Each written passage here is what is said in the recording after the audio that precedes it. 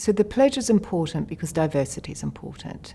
Gender diversity and diversity more generally is important to our community. It's important to arbitration, but it's important to the community more generally.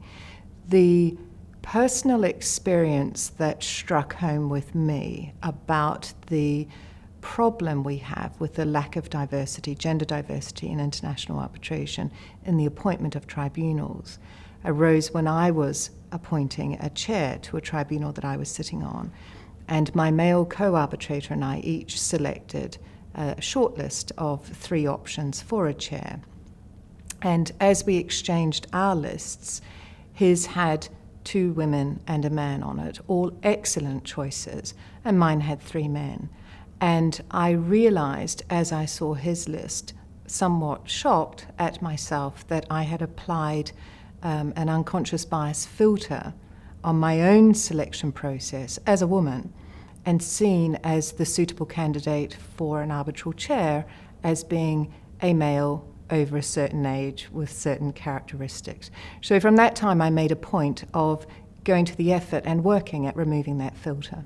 Statistics are enormously important because you don't recognize there is a problem or the scope of the problem until you see the statistics. So recognizing that there is something out of kilter is the first step to addressing it and dealing with it. I think the pledge is an extremely valuable initiative because it's focused on removing filters. It's not focused on targets or quotas so much as removing filters. So asking people to redress what their brains, what my brain does unconsciously, recognizing that you're making decisions already based on gender and age and other bases that are not valid. You're just making the decisions based on a form of unconscious bias. So I think as long as we focus on removing the filter that filters out good people, it sort of changes the narrative and stops us thinking about, but we're now going to appoint people we wouldn't otherwise appoint.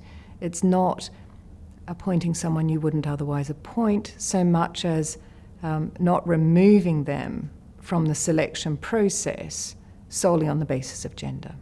In terms of how having more women sitting as arbitrators would improve quality, I think having more good arbitrators will improve quality, irrespective of their gender.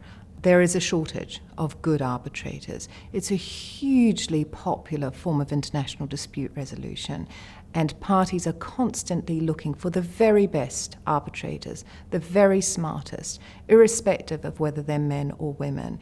If you only look to the men, you're only finding 50% of that very, very smartest of your population who are qualified to do the job.